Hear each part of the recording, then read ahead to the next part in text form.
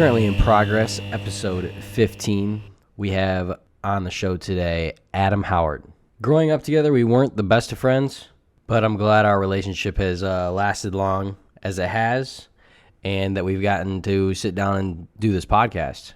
You guys should know by now that the High School Friend podcasts tend to go a little bit longer than the other ones, and we really hit our stride come the hour and a half, hour 40 mark. So stay tuned and check it out.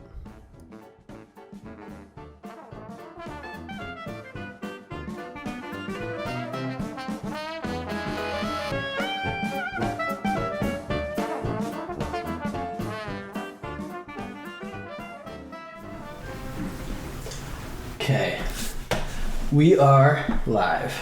Cool. I always say that too. I don't know why. I need a for sure intro. I mean, that sounds pretty for sure. It's pretty matter of fact. Yeah. We are live. I mean, it's straightforward and to the point, but you could maybe give it a little flair. You never know. Have it as the music is finishing off. Yeah. Yeah, I could give see it it. a little flair. Yeah, get a little something in there. How have you been? I've been good. Been good. Just chilling back in Mount P. Yeah. We'll call it just chilling back in Mount P. That's what I've been doing. Yeah. It was cool seeing you at the wedding, Seth's wedding the other weekend. It was like the first time me and Ryan have seen each other in A long time. at least like a year, right? Yeah, definitely. Yeah. That's wild that it took a wedding to get us back together. But It's kind of. I feel like people talk about that happening, and then you're like, nah, that don't happen. But then it happens, and then you're like, and then you're like, oh wait, it's been like 2 years since I saw this. Yeah, dude. exactly. Yeah, this thing's not so cliche after all. Yeah. But it was After high good. school, Yeah, it was good. I try to stay in touch the best that we can, but sometimes it doesn't go too well. Yeah, it always doesn't. There's always some lack of communication with everyone. When everybody's kind of matter. doing their own thing Yeah. too, so like sometimes those things are aligned and you're seeing someone a lot, like I moved away, so I wasn't living in the area for a while, so Yeah. that's probably why I didn't see you guys as much. For sure. I'd stay in touch with Ryan and you here and there and a couple other people, but yeah, I didn't even talk to Seth in almost 2 years. I think. Yeah. Pretty close, I think. And that's- and I we see- chatted back and forth, but never had like met up. Yeah, I see him just occasionally whenever like our friend groups just intertwine or whatever, and that's literally the only time I really 3 or 4 times a year, kind of, it seems like. Yeah. And then we kind of were close when he lived back in Mount P, because I would be over at their apartment all the time, so maybe that was it. Maybe that's what got me in. Yeah. It was funny how when we got there, I bet to like the over and under on Yeah. 10 on if we'd see like past like high schoolers that we went to school with. We lost. Yeah. But, I tapped in the middle of that. You guys Yeah. were just counting people. I'm just Yeah. like, what the hell is going on? Yeah. 4. What is that for? Yeah. But you went with me on the under. Yeah, I thought it'd be under. Yeah. Seth's got a wide friend group. Yeah. Played hockey out of the area and stuff like that. So Yeah. as far as total number of people, there's a lot of people that just live out of state now and shit. Yeah. So I'd heard That's that for a couple sure. people were a little predisposed. So it ended up being a little bit under, but there was a lot of people above and below our grade Yeah. too, which again, like Seth, kind of hung out with a wide group. It wasn't if it was like somebody else's wedding, I might expect there to be like 15 people from one grade, Yeah. but it seemed like he, was pretty Pretty open. to the Yeah. other grades. His best man was Jimmy.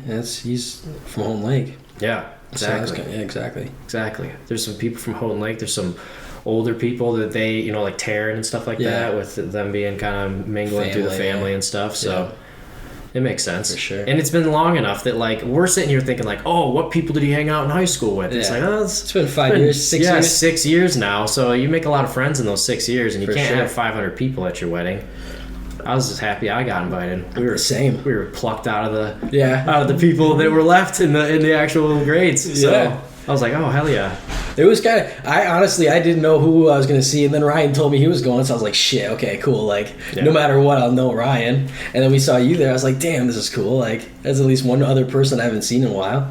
That was awesome. And then Michaela, we saw her, and she's like, oh my god, you're so tall now. I was like, yes. This is all you've been looking for. I know. Bro. I've been waiting for this moment You wore for so inserts long. in your shoes and everything. You're just like, yo, I'm gonna be 6'2" Nate now. Yeah. I'm not 60. Dude, if I got lifts, that would be dangerous. You could. Nobody would know. They would think you were still growing. Like you could grow at 40, and they'd be like, "Oh, you just hit it late," you know? Like, Maybe. me. Yeah. I could pull that off. I Like, still look like I'm literally, 18. Oh my god. Hey, that's a good thing. When It everybody is. else I is can't 30 wait. and they're looking 40 and Yeah. you're just looking 22, Yeah. you know? Still Whatever. getting ID'd. Exactly. That would be hilarious if I still got ID'd when I was 30. I'd be pretty proud You're of like that. Benjamin Button and turn back around. I hit 30, I'm like just small again. Yeah, you start reversing. Yeah.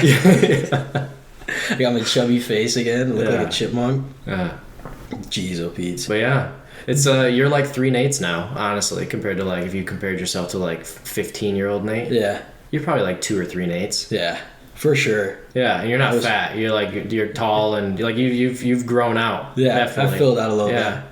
Yeah, I want to make thank sure you. that it's known just how small Nate was. Like you Yeah. were. Like you were Dude, small. Let's go back into it. Dude, because we played basketball since 2nd grade. Yeah. And like I remember at the beginning, like obviously we're all young kids, so we're all like just like best of friends, whatever. And like that was legit like the friend group, I like love kind it. of how it formed. What? But that was how that like. Did you say I love you? Yeah. I knew what you said, but I didn't know if I should like. Say, that's awesome. I love you too. No, I said eye level. Eye level. Oh, eye level. Yeah. I love you too. Either Eye way. level. Yeah. You know, and loving everybody because you could see them in the eyes. You know. Oh, Yeah. that makes Second sense. grade, all the same height. Yeah, because then about 4th grade, it started taking a dip for me. Cool. Yeah. You started losing that race a little bit. Yeah. But we're all like lanky weirdos. You Yeah. know, like when you're growing at that age, you're like 70 pounds and like way True. too big for 70 pounds. You know. True. No, it was wild growing up. And then like 7th and 8th grade, when we got into basketball, you got like the A and B team. Yeah. You started getting a little bit more serious. I remember that's when you and me used to always fight about shit in basketball. yeah. We used to not like each other as No, much. not at all. I don't know why. I mean, I wouldn't say like when people are like, "Who do you dislike?" that I would have ever said you, but like we did argue a lot. We butted heads pretty much Yeah. every time we played basketball, like against each other. If we were on a team, we didn't give like Yeah. we're good. It Yeah. was just like you win, I win. Like we all try to win. It's all good. But like, yeah, dude, we used to go at it. Yeah. I never understood why. I feel like one thing that it's probably worth thinking about is like it was a weird stage when we were playing at those ages too, because like you were playing a guard at all times, but whenever we played, you would usually be 2 guard because Yeah, you'd have like Spencer. Spencer at 1 guard. Yep. So when we were playing that way too, and we were setting up like 5-on-5s and stuff like that, I had grown a lot, but was still kind of out playing like forward. You know what I Yeah. mean? I wasn't like playing like center. So it ended up being, I think that you and I just ended up like matching up a lot. Like it was interesting because like I would have to guard you a lot of times, and like I'm this lanky, like super Yeah. uncoordinated at the time, and like I think we would butt heads a lot because we were like actually playing against each other Yeah. a decent amount. Makes sense. And then on top of that, like we were both little know-it-all shitheads. Yeah. You know what I mean? Yeah, for Like, sure. Because like I could never score, and you were the second scorer on the team, so we would always compete. Like who's the best? Like we all knew Spencer was the best player on Yeah, the team. yeah. So, but then there was you and me, and it was like, well, Nate doesn't score at all, but he does all these other things. Yeah. And Adam actually scores. Yeah. So yeah. who's the second That's back best? when I was decent. You know, Yeah, I like could you were actually- good. Like yeah, you're the. yeah. I mean, you were the second leading scorer. Right. I know, like because you're the only other person that was like. Well, it's First hard of all, willing to shoot. 'Cause most it's people, scary. most It's- people in like middle school when you're playing at those ages, like it's hard to. It's just hard to like you're saying, be willing to shoot. Yeah. And, like actually be like the person that will actually take shots. Yeah. And so a lot of people just don't really practice shooting that much. You know what I mean? Like Yeah. you're still a lot of people are still figuring out how to handle the ball And but pass and do all to that, your yeah. point, we had played for 5 years. You know what I Yeah. mean? We had 5 years by the time we were in 7th grade. Exactly, yeah. So like. I think we had gotten past like we're not staring at the ground trying to control what we're doing. Yeah. You know what I mean? We knew what we were actually doing. started to play basketball at Yep. that point. So I do think that it kind of I grew a lot. 7th grade I was 5'11", 5'10", Yeah, I and that's you were pretty one of the tall for taller- 7th grade. Yeah. And then like I at that time could like you said I could score a little bit and Yeah. and so it worked out for me in that sense. And then you were quick as shit. I mean there were some tall kids in that like little 7th and 8th grade conference that Yeah. we played. Like from Claire and stuff. There was Gladwin. definitely some people that were over Yeah. 6 foot. And like I mean you could get around a lot of those people. Like you'd got a lot of fouls drawn on Yeah. you and stuff like that. Like playing, Yeah. you took some heavy charges, dude. Yeah, like I've seen some people get laid out playing basketball. Yeah. If you've gotten laid out playing basketball, Yeah, dude. I love taking charges. And it was honestly like being that size, it's so easy. Yeah. Because people know they can run you over and they like don't think they'll get called for it. Because they never, like, no one ever takes charges. Yeah. So then they try to do a Euro step or something, and they just barrel into you, and I can make myself fly like 15 feet back. Yeah. So, Yeah. like if you hit me. well, it makes sense, Yeah. Like we'd say, like you were kind of small then. Yeah. So if anyone that's like 5'10" or something like that's coming down the lane and you get knocked over, it looks like they railed you. Yeah. You know what I mean? It looks like they- and yeah. a lot of times they did. Yeah. But like, But then you get the call. you could get away with it some more times. But Oh, yeah. I mean, but hey, man, somebody's got to play that role. exactly. And that was always my argument. I was like, I take charges. I Yeah. play D. And that was also, there was a weird thing that me and Spencer used to do, and we never got to do it. We, like, I wouldn't say got to do it, but we quit doing it in high school. But we would purposely, I would pick up full court, whatever guard. Yeah. And then all I had to do Push him to was make him turn around because no one could switch their left and right in front of you. Spencer would just steal it. So when once were they rotating. turned around, Spencer would come steal it, and we did it all the time in Yeah. that grade. It was nuts, and like I No remember, joke. To that point, like there was probably 10 to 15 points that were scored every game that we played that like never got past half court. oh yeah, just because we steal it, Because and like score. nobody at that point in time, like this sounds silly, like back in the day, but like Yeah. 7th and 8th grade basketball, no one's like can handle full court presses because nobody has the like ball handling skills to like Yeah. make it out alive. Yeah. Like most of it's so much easier to defend a full court press than it is to break one. Yeah. You know what I mean? Yeah. Because you kind of just set up in zones and you're not having to handle a ball. You basically just need to be quick on your feet and have Yeah. your body in the right spot, and you then, can just yeah. make a team crack. And then you have So- one guy that's playing center field that's as Right. good as Spencer. He's gonna pick off a pass regardless. Exactly. Yeah. So like it would turn out like Ronnie got good at it too. Ronnie Ronnie could full court press. Ronnie was getting some good. Well, like, he's a pass center interceptions that's and stuff. 6 foot. Well, he's pretty quick. And he was at the fast. time. He's Yeah. a fast center. Yeah. So we could full court press a lot, and like you Spencer and Ronnie, I think got a ton done. Yeah. Just like full court pressing. Yeah, just because kids couldn't handle it. And then you always have that guy like above you, Spencer, telling you like, "Hey, this is how I steal it from you all the time. Like, just do what I'm doing." You know what I'm saying? Like he Yeah. would kind of coach us up too, and that was cool. Yeah. But no, like, and then basketball getting into JV and stuff. We were still like the whole same process. Like, Yeah. like once Spencer left us sophomore year, Got it was pushed just, up to varsity. Yeah. Yeah. It was just us, and then we're like, oh, everyone was like, okay. And Shad, I don't know if you ever knew this, but Shad told me he thought that we were one of his worst teams going into that season, I'd believe it and we ended up 19. because we weren't that good. No, like we really We weren't. got destroyed by Alma. Do you remember that Oh, scrimmage? yeah. Bro, it was like 69 to 11. Yeah, Elma was just putting us down. Yeah. Just putting us down. And honestly, that game was a lot of my fault. That Elma. Was it? I remember a lot of turnovers too Yeah, on it was, my part. I was not in shape at all at that point in time, and Elma was pressing us. Yeah. Like they weren't that good, but they're in shape. Those kids Yeah. could run. Yeah. And I was just dogging. I was dogging. I'm not even gonna lie. That was on like the, I think it was like real early into a season, and I'd Yeah. been a lazy bum for like the 6 months prior to that, Yeah. and like. I think I'd never really dealt too much with not being conditioned enough to play. You know what I mean? Coming Yeah. into high school ball and stuff. Like, yeah. You never had to definitely- run that much. Yeah, I've never had to run that much. Like, there's really most of these other teams we would just outpace. Yeah. You know, so it was definitely I was dogging in Elma. I think I fixed that going Fixed into it, the rest yeah. of that season, but that Elma game I was useless, man. We were all useless. It was a bad day. Yeah, yeah. But then we went But 19 quite and one. frankly, it was a good game to lose. I think. It was a great game to lose. It didn't matter. And then it told us, like, oh, shit, like, we were really bad. We kind of got swatted down a little bit because I think in a sense we did think we were going to be pretty decent still. Yeah. So it was good. And we had no chemistry at all. Like we were turning the ball over on stupid shit. Like Yeah. it was just not good. And then we No. obviously fixed it. Hogan came and filled a little scoring role, and Yeah. we just Well, freaking the thing smoked is, it's teams. like I'm a bad one guard.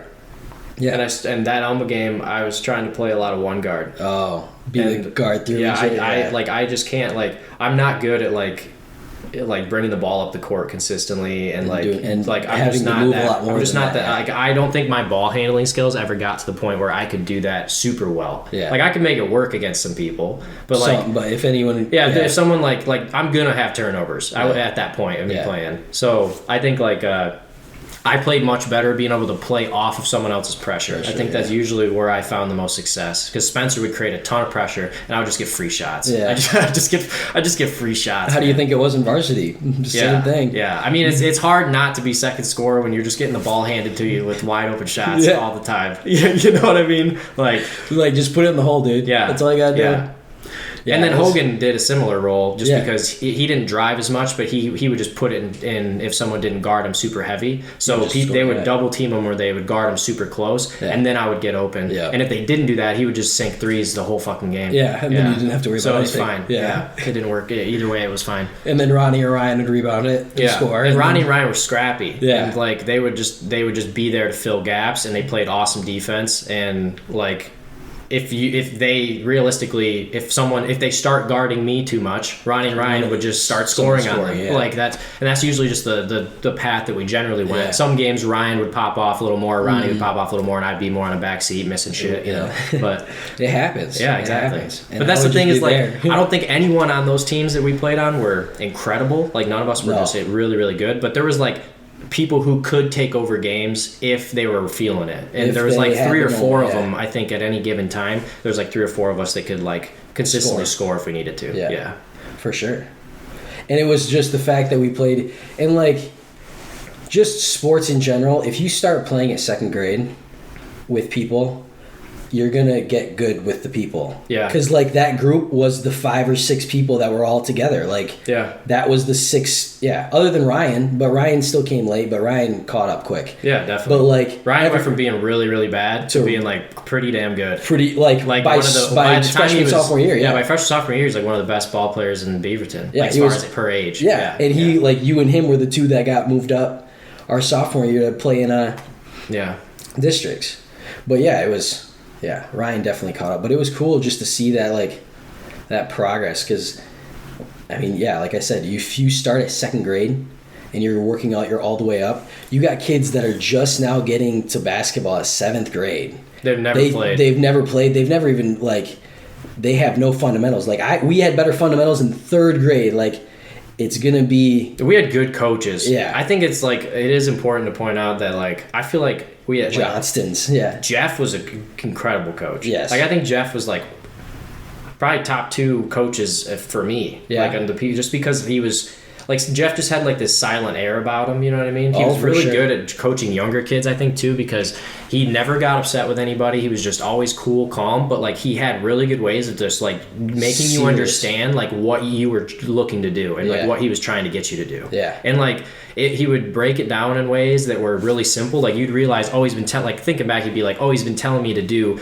You know, they have like, you know, the way they would tell you to run your L's and stuff, right? Like, just simple stuff like just do this to the wing, you know? Mm-hmm. And that kind of stuff in hang time gets you open. Yeah. And then, like, suddenly you have the ball and, like, you can try to score or, like, try to pass. And, like, you know, you get a lot of opportunities to learn by the way that they built up coaching us at a young age. So it was like, and they never really, like, got upset with you. Like, Jeff early on did a good job of just being like, go play. And we would just win because, like, we were, you know, learning more than probably some other people were, more organized, I guess. But, like, it was cool because we practiced a lot. Yeah, we practiced a lot. But, like, as long as we weren't doing dumb stuff, like throwing the ball up out of form or some crazy stuff like that, they just kind of let us do our thing. Yeah. And then going into middle school...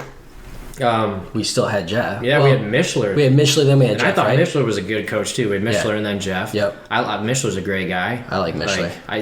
Mishler's a good coach, I think, too. And it was the same sense, too, like, if you did not fundamental things, you were on the bench. Yeah. Like, I remember Clay one time. Oh, man. Do you remember that? He passed it behind him between the legs. He was, like, on the short corner, or someone was in the corner. Like, diving out of bounds or something, but he, like, just went and did this. He just went and did that. And then, boom, bench. And he was, like, didn't come out didn't play the rest of the game. And I was like, that's... Like, Clay didn't play with... Well, yeah, he did. Clay played with us all the way through, I think. He quit playing sophomore year or freshman year? No, he quit playing he played 8th grade, but quit freshman. Yeah. But, like, he played since 2nd grade, right?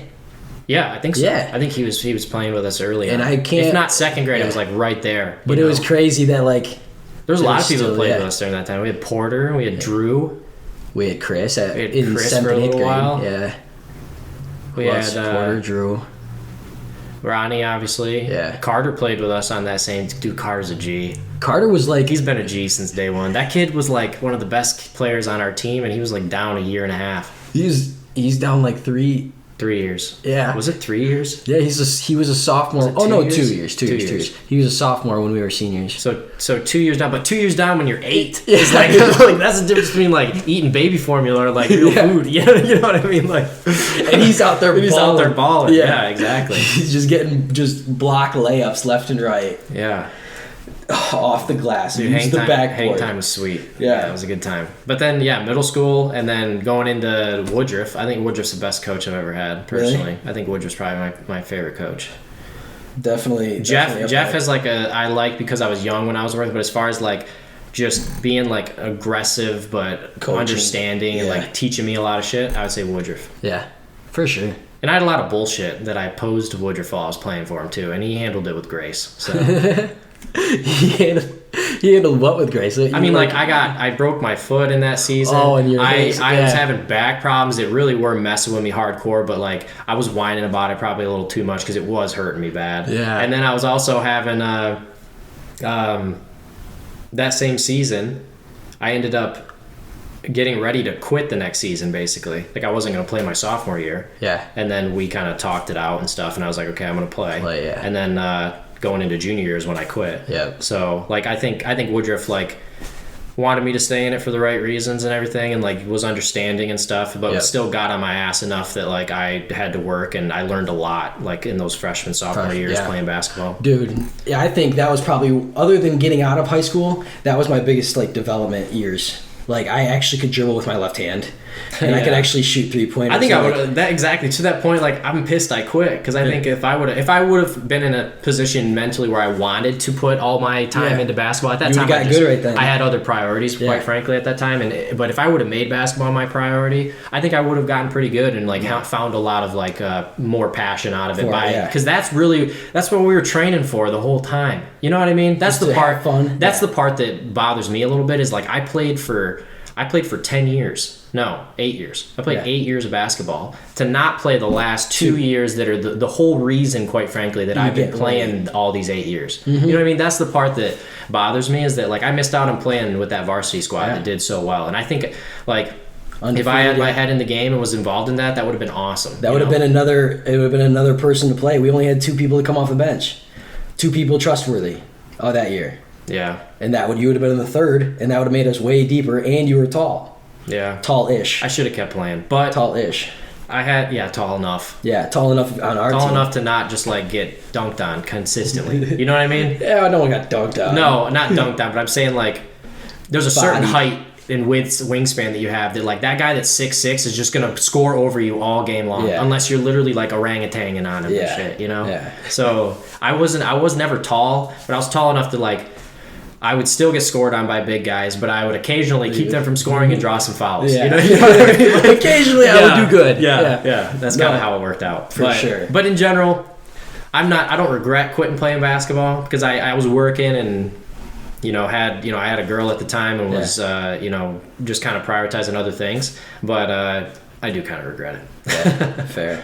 Yeah. No, it's definitely, it's high school. You only get one chance at it, so it kind of sucks when you don't. Like, I wish I would have played baseball, but it is what it is. Yeah, I quit baseball too. That's another sport that I played for a long time. Yeah, Yeah, and you play a little football.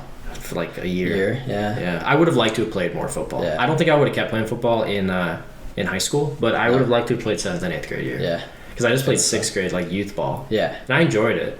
Because I remember you were running back for the other team. I did running back for a little while. Yeah. Toward the end of that season, I ended up taking over running back, and that was a good time. Yeah, it is a great time. And I think that's another thing. I think if I would have been able to put time to that, I think I would have done okay. It wouldn't have been anything spectacular, but I would have done okay. You could have played wideout with us. Yeah, Yeah. exactly. But I mean, do you know why I didn't play football? No. Yeah. So I had visitation rights with my dad at the time. Oh. And so all the season games at that time were always on Saturdays, weekends. They're yeah. on Saturdays. So I couldn't play because I had to go see my dad. That's crazy. Yeah. I did not know that. That's wild. So like I actually really wanted to play. Like I fought him on it pretty hard. Same thing with, I don't know if you remember, I got MVP in baseball the last year that I played. in in Little League or eighth in the grade. Would it have been just prior to ponies? So it'd be Just- top yeah, of yeah, majors. yeah. Would we call Yeah, it majors at the majors, time? yeah. Yeah. Yeah, I remember that. So I was pitching at the time, Yeah. and I got MVP or the not MVP but the All Star. Yep. I got invited to All Stars. That was the first time I'd ever gotten into All Stars. Yeah. And there were some good ball players in That year in there was, era. 'cause there were some you good were- people that were playing. That was Ian and all those guys were playing at that time. Yeah, I'm pretty sure. I don't think he was at ponies yet. This isn't ponies yet, but I think I would have been on that too, probably. Or Probably. it would have been the year after. Because I'd always played outfield, been Yeah. decent at hitting, but was kind of bad at everything else. Because you were always on Ronnie's team, weren't you? Yeah. Typically? Yeah, Ronnie Because you always pitched kind a of got lot. your team. Yeah, you always kinda I was like outfield most of the time, played some third base, and then moved into pitch. pitching. Yeah. That's basically the rotation I had throughout. I remember that. But I think we might have been on a team very, very young together. I'm sure we the were. camo, yeah, Spencer, yeah, and with Austin. the yellow lettering. Yep. It's, Schumacher's. what's the is it Dwayne? No, who's the guy with the white mustache? Who was the coach? Schneider. Yeah. Dylan? Dylan. Yeah, yeah. Dude, Dylan's a good guy. Yeah. I think he's a Yeah. cool He's baseball funny, coach. yeah. That was a good time. That right there was a good time. Yeah, like Little League playing baseball. Little League with like cool coaches and like all Yeah. your buddies. Yeah, It was a good I time. love playing against Ron's team because Ron's dad would he would hype us up. Yeah. and he's on the other team. Yeah. And he was just like, oh my god. He'd be at first base. He'd be like, oh my god, that was a good hit. And Ron is awesome too. dude. Yeah, I it was remember. fun. I remember just like you make it to Ron's base, and he's just like, oh my god, like good shit, dude. Like he's like, I know I'm on the other team, but dang man, keep swinging like that, you know. It's like, Like, I'm gonna get you on All Stars. Yeah, I'll see you. exactly. I'll see you. Exactly. Yeah, yeah, and all the coaches. It didn't matter like who won the league because No. all the coaches were gonna coach on All Stars anyway. Yeah. because all their kids were gonna make it. Yeah. So like all the same coaches, all the same kids. to be every clear, year. the kids were just gonna make it because they were, better. It wasn't. I don't mean, I know. wasn't one of their kids. so- Exactly. So you got- I would have got edged out of the list a little. No, that for sure. So what's funny, and then my dad obviously. My dad told me that like when he was coaching, like he was my coach, he had to nominate like four, or like he always had to vote on each team on who he wanted on the All-Star team. All the coaches would vote. Yeah. They would make their own All-Star teams, and then whoever got votes, kids. Yeah. Yeah. Yeah, that makes sense. So then, my dad would always pick from our team, and he would never pick me. So it Well, yeah, literally he doesn't want to be biased. exactly. He doesn't want to be And he biased. probably wants to beat your team. Let's be honest. But yeah, okay. So no, but for like the All Stars, he would never vote for me, and I was like, gosh dang. So like literally for me to get on All Stars, every other coach, because there's only 3, Yeah. had to vote for me to be Yeah, on All that's Stars. rough. So I'm like, Dad, like what the hell? I was Yeah. like, you're really screwing me. Here. And like there was one year where he picked a kid, and I don't remember who it was, but I was like, Dad, out of the 4 you could have picked, and you picked one of our outfielders that like never hits the ball. Like, what is going on here? Yeah. But You're like, this is where the line's drawn. Yeah, he like- skipped right over top of me. yeah. And I'm He like, didn't want to okay, be seen as biased, He's I keeping understand. It, I understand. But it's annoying. Yeah. As the Yeah, kid, fair it was enough, definitely fair enough. annoying. Yeah. But no, I loved it. It was fun. I loved Little League. Yeah. Especially All Stars. And like you every weekend you practice Yeah. twice a week. And that's what's crazy about like the friends that you make in high school and like all the way throughout, because you literally see these people so much. More than you see like your own family most of the time. Exactly. Like, a For lot of the 18 years. time. Yeah. Like my football like team, like being on that team with those 20 kids for, however many hours every single year. Like that's crazy to think about. No, it is crazy. And quite frankly, like you go through a lot with those people, like even Yeah. through the sports alone. Like Yeah. the sports alone, like you're getting your ass kicked. Like let's be honest, if you're like playing high school anything At you're one getting point, your ass kicked. yeah. At Like- one point, you're gonna get your like ass you're kicked. gonna get hurt, or you're gonna just be exhausted. You're gonna Yup. be like doing stuff you want to stop like in 20 minutes ago. You know what I mean? Like yeah. it's And then you just look how- at your teammate yeah. next to you, and you're then like, it's just I am not falling over before that. Like, son of a bitch. yeah, yeah, that's for sure. Like I'm not gonna let. But this like not dude- in a yeah. bad way. It's just But like yeah. it's like I don't want to let him down. He doesn't want to let me exactly down. So because like, we're all if I show and Beaverton sports did this a lot. Yeah. And most sports do. if I show weakness, everybody's getting punished. Yeah. You know, like if I quit on a gut buster halfway through, Yeah, then we're all everybody's gonna doing get another gut buster. Yeah. You know what I mean? Yeah, so don't be the guy. Yeah, don't be that guy, because then you're gonna have people side eyeing you. Yeah, and and then deserve it. you're making it happen. Yeah, exactly. No, for sure. And Spencer used to do that too all the time, wearing that damn black jersey. Senior year, you know, you can't wear a different color jersey. Spencer wore a black jersey for 2 weeks straight on purpose. So we all had to run every day after practice. Hey, I mean, he was the one that could run the most. Well, yeah. Most of the time. Yeah. So if he wants everybody to catch up a little bit, and it's not too bad for him, then it's for the best interest Exactly. of all. Yeah, we all understood, but it got annoying. But yeah, no, it was No, yeah, it's that kid could go forever. yes. It's pretty crazy. For sure. And the thing is it wasn't like he was just running back and forth down the court. Like he's doing tight cuts constantly. Like his lateral movement is insanely high. Yeah. And that's what wears you out. Yeah, what wears 'cause you out you can't move that way. What Kids can't. what wears you out isn't running up and down the field. We're well equipped for that. Yeah. What wears you out is like having to like squat to your butt and shuffle for 30 minutes straight. Yeah. And then also like you're zigzagging through the court, like reaching for steals and Yeah. leaping at every pass that's thrown. You know, And like that's what jumping wears for you out. rebounds and Yeah. definitely. Okay, man. So let's get off the basketball topic because we've been on that for a We while. went pretty hard in the basketball. Yeah, but it was definitely a big part of our lives It was. at that point. It was. But let's move on to like what we did after. Yeah. What'd you do after high school? Like right into going into college or whatever. What'd you do? So I graduated high school. At the time, I had been working. So end of high school, I was working at doing like some wedding stuff at that Riverside Grill there in Gladwin. Okay. So I was doing just like Riverwalk? Riverwalk. Thank Okay. you, Riverwalk. See, I don't remember the name of the place. But I was there for like 6-8 months, like as I was finishing high school, or not finishing actually. It was probably as I'm finishing my junior year, let's call it. Was doing some wedding stuff there for a little while, and then my senior year, I was working at Hungry Howie's. I was doing yeah, that I do after remember that. class and then on the weekends, and then I kept working at Hungry Howie's after I graduated for like 3 months, I think, right around 3 months, because I was applying to some other stuff, and I was going to. I had dual enrolled at mid a little bit, and then I transferred those credits, and I was going to SVSU. Yeah. So I enrolled at SVSU. I got a job at AT&T, so I started working for a company that basically sold AT&T products. Technically, it wasn't AT&T, but it's like a franchise through Yeah. AT&T. That was right there in Midland, and I started from there. Basically, I went into school, started as an English major, so spent some time doing my prereqs while I did some English classes, writing classes, some philosophy stuff, just like basically anything that was really interesting me at the time. I was a bit of a like little book nut at the time, and like Yeah. liked writing and stuff like that. And so from there, I was doing that, working at AT&T. While I was working there, I was like, I don't know, it was going pretty well, and I was kind of like, my plan was to like go to grad school and like spend like 6 years in school, 8 years in school, like get a master's degree done basically. And that, I don't know, I kind of was just ready to like get working more, because I just was focusing more on school and less on, focusing more on work and less on school. Because at the time, like obviously, if you work more hours, you make more money, and I was working a sales job, so like if I was making decent money if I put more time in. Yep. So it was just one of those things where I was like, I'm ready to move on from like school right now. Like I don't want to do school right now. But then I thought about it, and I was in a good position where I was doing both. So I pivoted to a marketing degree. Got all my prereqs done, basically did a little bit of business school, like maybe we'll call it 6-8 months, like 2 semesters. Yeah. And then I ended up dropping out and leaving AT&T after that. Dropping out and leaving AT&T. Yeah. So the two things that you were doing at the time, and then you just like, nah, I'm out. Yeah, basically. Yeah. So what'd you go do after that?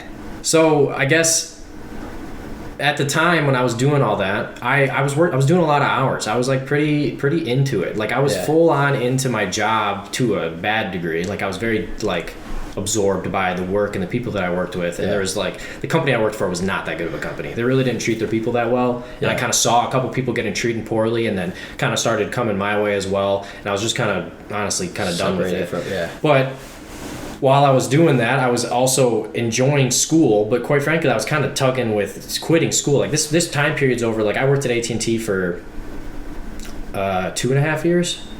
the first year that I was there, I was just sales rep, and then the last year, a little over a year, I was there. I was a assistant manager, and then I demoted myself for the last few months because I kind of knew I was on my way out, and they were looking to like fill the spots and stuff. So I just kind of stepped back to do sales again for a few months. Yeah.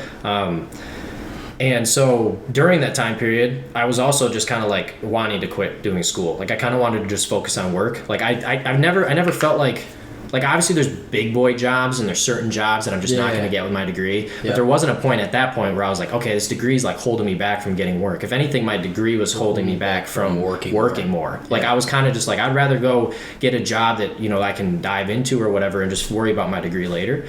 And then at that time also I was going through a rough patch with the girl that I was with. I was with Savannah for like 6 or 7 years off and on. Yeah. And, we were breaking up at that time as well, and I was going to be moving out of the area. Yeah. So I basically was like, yeah, I'm just going to drop all this. I got a friend of mine, Mitch, that was living downstate and was looking for a roommate.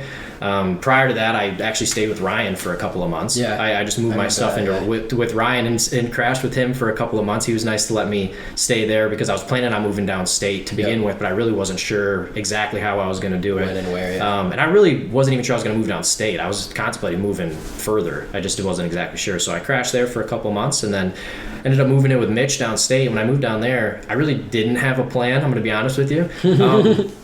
I've always been super interested in I like to write. I like to kind of, I don't know, I like to do creative shit about stuff that I care about, you know? So, makes sense. Like, I guess I've been really into video games my whole life. Like, very, very, when I say into video games, I'm talking like I'm into video games, you know?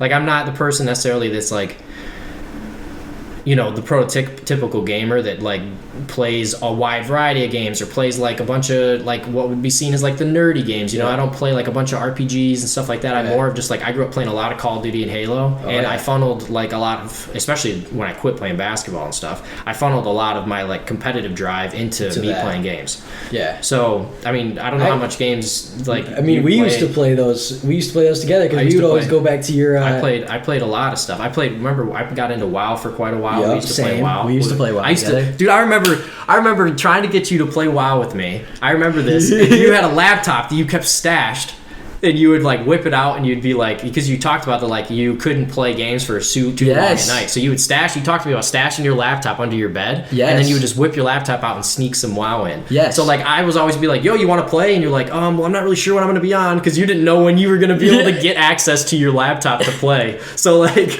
bro, basically I would just see you on, and I'm like, oh, Nate's on, and I would like message you. We played a couple of times, but like you could never schedule a time to play because like you weren't sure when you were going to get to play. It's gonna be like whenever my dad's gone. Exactly. Like, whenever I'm like, it's fucking bedtime. Yeah. You know. No, I remember one time, oh my god, it scared the shit out of me. I didn't know how I got away with it, but I woke up at like 5 or 6 in the morning, and like this is how addicted I was to WoW. Like a 7th grade kid waking up that early. I played WoW on the couch all morning, and I knew when my dad woke up, and I had an alarm set. Dad woke up early.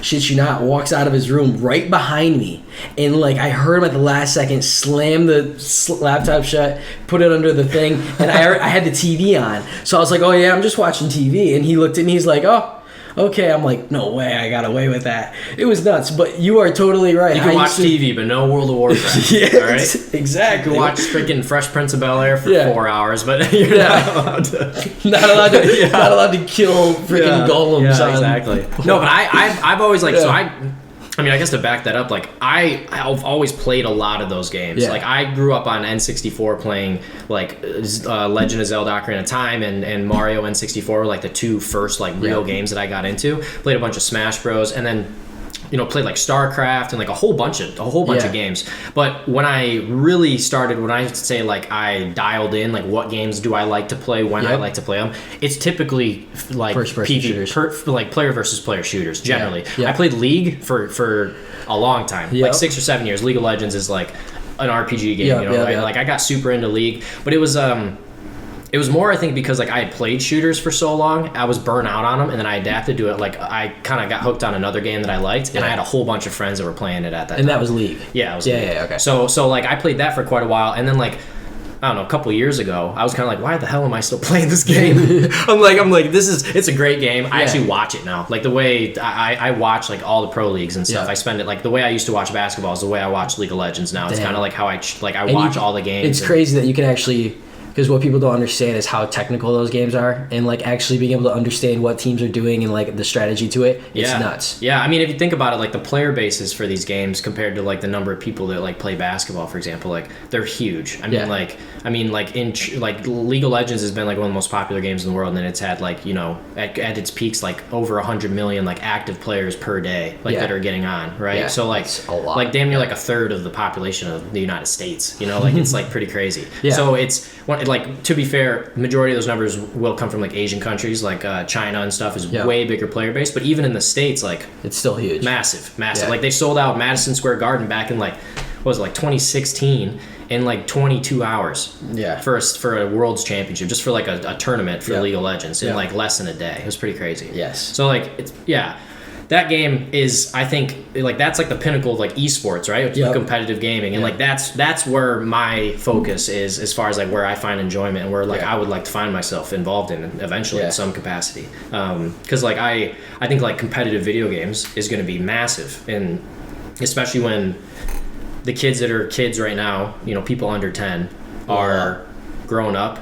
It's going to be the mainstream, like, the way of competing against your buddies versus, like, going, especially with all this COVID bullshit and just, like, the state of the world right now, you know, which is, like, the way everyone is being secluded. Sadly, it sucks, but, like, the way everyone is kind of being more secluded in this kind of vibe, like, video games are going to play, like, a super vital role in, like, keeping that competitive nature of kids and, like, young adults and stuff alive. And I think adults as well, like as we get older, like the people that grew up on video games will get more involved because they're gonna nostalgia. They're gonna be coaches. They're gonna be still I mean, there's plenty of guys that are 30 and 40 right now that play video games when they get off of work and stuff, you know, to cool off or play a couple hours a week or something like that. Like it's becoming a very mainstream way of spending your time versus even 20 years ago. It was like pretty, I mean, versus the way we were 10 years school. ago when your parents didn't want to let you play video games for too long because they thought it would damage, like they thought games like GTA, and I give or take, I don't know, some kids probably took it that way, but like games like GTA were gonna like ruin your kids. Like corrupt your mind.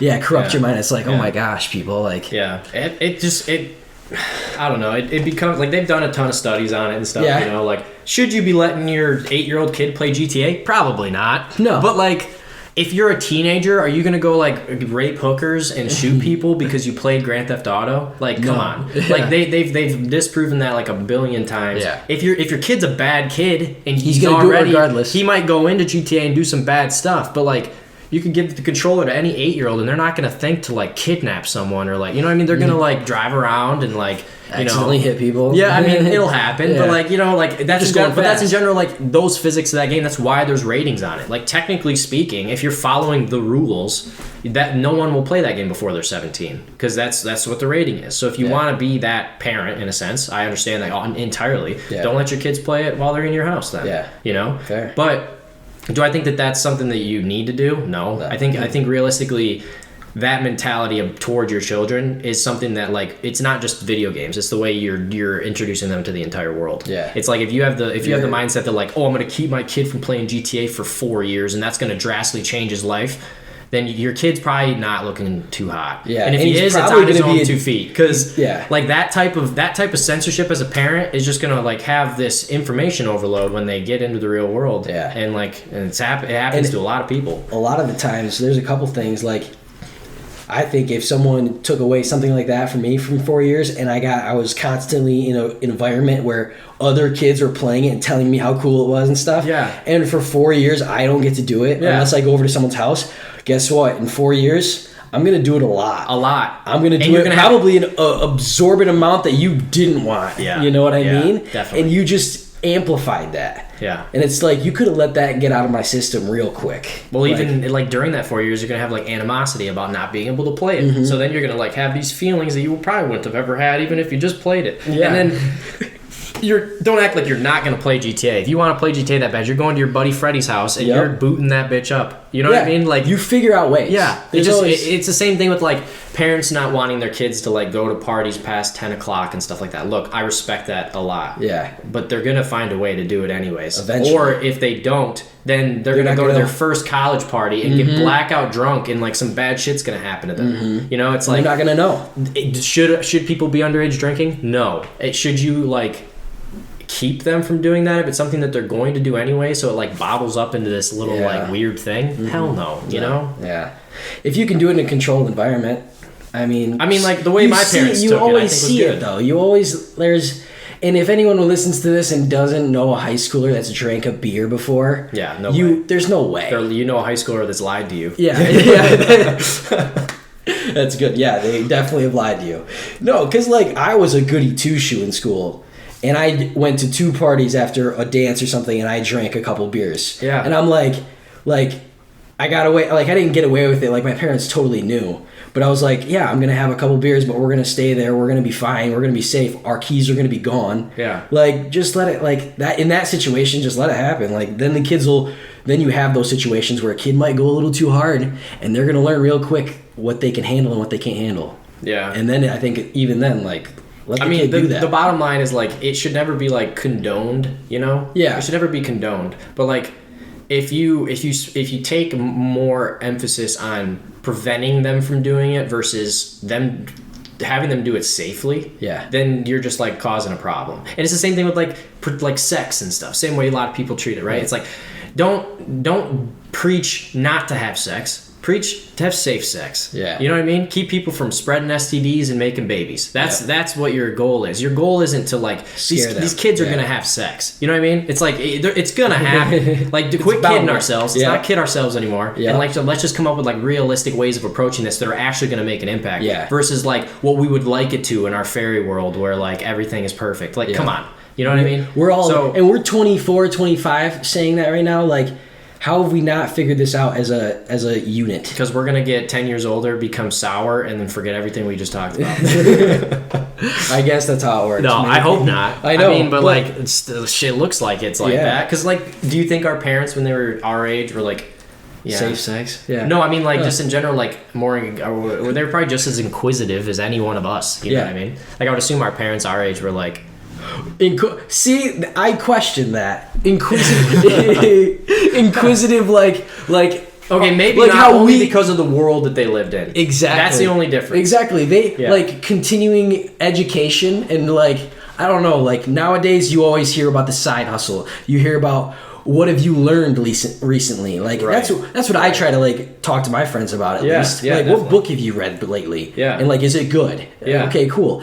I guarantee you that my parents were not doing that at my age. I think you're probably right. Exactly. But it's, I mean, in their eyes, the way they would see it is like they were doing more grown up shit. You know, they were starting families and getting houses. And It's Yeah. like, yeah, Well, you could afford it. could you? They- That's the thing is like, you know, it becomes like, what do you see as like being an adult? What do you see as like progressing as a person? Like, Yeah. where are your benchmarks for like those measurements? You know what And I mean? those benchmarks from me to you are always different. They're going to be, obviously. it's generationally different by Yeah. default. And then on top of that, like, Individually. I think the world in the last 20 years has gone through like one of the biggest transformations it's ever gone through. Like, Yeah. you know, like maybe not in the 20. past 20 years, for sure. I mean, yeah. Technology. Like, or just say when our parents were in high school or when our parents were 25. So call it 25 years ago. Let's say Yeah, 25 roughly, years ago. yeah. Dude, like they were still like everyone had like could only use landlines. They had like pagers, maybe the Yeah. occasional flip phone on some ritzy guy, you know what I mean? Maybe. And then like TVs were still fat TVs, really hadn't been in color, but for like 10 years, 15 years. Yeah. Movie theaters are still like by far and away the only way to watch movies because your TV sucks. Like you have VCRs. Yeah. Not even. No, you have No. VCRs. No, maybe not. No Maybe VCRs not. at that point. Because that was floppy disk. There might era. not. Yeah, I don't think there's VCRs when they're in their 20s. So no VCRs. We're at floppy disks still. Yeah. The computers are like basically Trash. DOS. I don't think Windows XP was out at that point. I don't think so. I think we're So, talking yeah, like that- yeah, that's like just we're a talking like the different era. beginning of like there's Technology. no technology. Like Yeah. consumer technology does not exist. Yeah. Consumer technology is your fridge, your oven, your car. Your appliances. Yeah, your appliances That got its in your whole car. That's section it. now. Yeah. That's it. And now, like, appliances is like the least of your worries on Yeah. your technology involved in your Yep. house. My phone is worth more than most people's freaking, like, not my phone, maybe my phone's a little older, but most phones, you go buy a new phone right now. Yeah. It's worth more than like a washer and dryer by far. It's Yeah. worth more than like a dishwasher by Yeah. far. You know what I mean? Like, It's crazy that something that small is that expensive. yeah. But yeah. And I mean, the amount of attachment to it, like, I mean, I don't know, my car's a 2015 and it's got GPS and I can call people through it and I Yeah. can, you know what I mean? Got a touch screen on it that's the Yeah. size of a tablet. It's like, And they that's have it. whack. That was 6 years ago. You know what I mean? And it's not like a luxury vehicle, like buy anything out of the stretch. It's just like shit they were making 6 years ago, you know? For sure. So it's like when you see, I don't know, it's crazy. Like by the time we're 50, it's We're not even gonna. Yeah, I think it's when it comes to that, I think we evolve a little bit different than our previous generation. The generation I don't think evolved as Yeah. well as they could have, and us being where we're at because we grew up with that beginning stage of technology. Like we were right on the beginning. We're on cusp the where cusp of we're all learning that. the new shit as the new shit comes out. exactly. And they never had to do that. They learned the old shit that's been out for X Yep. amount of years. Yep. And it was just like we're able to continue to learn the new shit because we at least can figure it out. Obviously, I think there's going to be a time where I'm just not going to understand it anymore. But Yeah. because I think that happens just because you're so used to the previous technology that when something new comes out, like it's a lot harder to figure out. Yeah. I mean, it's just like, learning anything new, the older you get, the harder it is to learn new tricks. I mean, Well, it's I don't even think it's age necessarily. It's just time off of learning. You know, like if Yeah. if you I don't know, if you go and work at GM as like a lineman back in 1960, 1980, yeah. you know, the 70s. In Yeah. the 70s, you walk into a GM Factory. building, you're making good money with benefits. You can live, your whole family can live on that. Why would you go learn anything else if this is like such good money and the Yeah. hours really aren't that bad? and then you can spend time with your then family. you can spend time with your family and do what you want to do. But Yeah. the mindset was that it was make enough money to spend time with my family. Like that was the only two goals really, because everyone had a family and everyone needed to make money. Yeah. But like if Now now you- it's much yeah. more like I want to like learn more. I want to grow more because Yeah. there's more access. You know, like realistically, you could go on your computer and learn.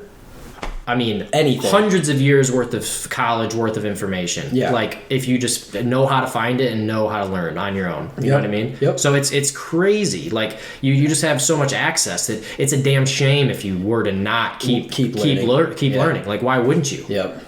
When I was with my strength and conditioning coach, I was with Coach Welsh last fall, and we read this book. Is like, I talked to him about it, but we always talked about not a book. Confused, scratch that. But it was, what is your why? Like, why do you do things? And like he said, nowadays, the reason you need to know why is because someone is going to ask you. Everyone wants to know why they have to do anything. Yeah. And he's like, there was a time where people never asked why. You know what I mean? Like you had your profession, you had your like blacksmith, you had your people that you came to for advice. You didn't question them anymore.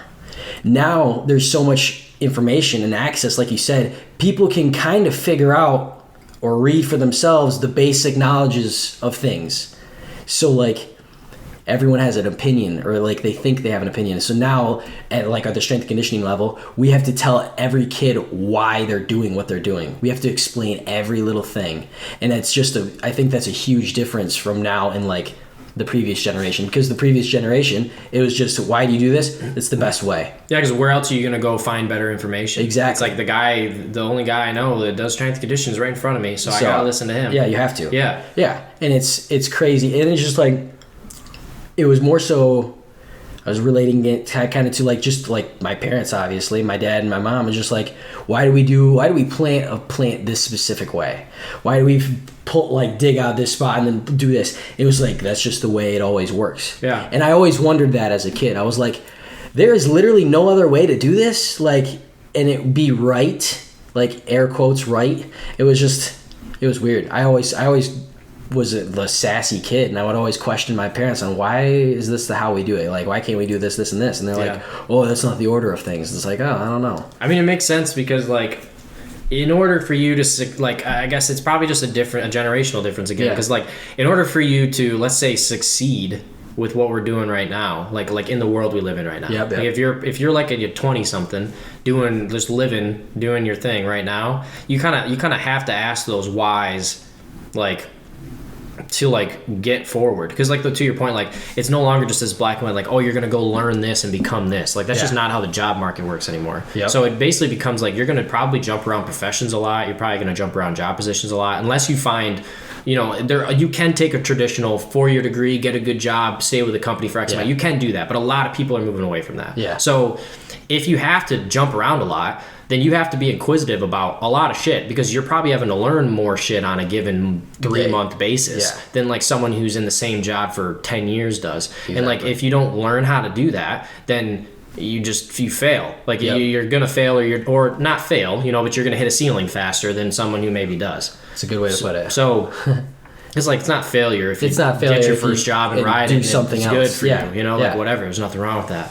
But like you said, you hit your ceiling at that point. Now we got to readjust, Right. Figure out. And I something think there's a else. lot more people that think that way now. Yeah. That think like, okay, I'm capped out where I'm at. What's next? What's like, next? And the reason why they think that is because what's next is at their fingertips. They could literally go, I want to do anything, and I'm Yeah. just going to go learn about it, like right Yep. now. And so it's not something that before it was like, okay, you've worked this job for 10 years, you've learned how to, you know, be an engineer, right? Yep. You learned how to be an engineer, and that's probably a bad example because engineers are probably, you know, pretty wide verse because they just do a lot of in-depth shit. Yeah. But let's say you learn to be an engineer. If you learn to be an engineer, then you're not like, you know, 50 years ago, like what tools do you have to like learn to do anything else? What tools do you have to like go other than like your existing work experience, which I think also jobs back then were probably a little more like fine-tuned in what they were doing, just because they need a lot more people back then. Things are a lot less people heavy Streamlined, now. Yeah. But like if you're doing that, it's hard for you to go and say, oh, I wanna be a graphic artist now. Because Yeah. if you want to do that, you got to go to school. Like, Yeah. because what else are you gonna do? You're gonna hop on Google and find figure it. it out, Like, yeah. no, that doesn't exist. You know, Yeah. like you're gonna have to learn some archaic program that's barely developed at this point. So it's super hard to learn, which means you got to go to a 2-year program for it. Yeah. And then even then you're shit, and you're still figuring it out, and it has tons of limitations you're working on, right?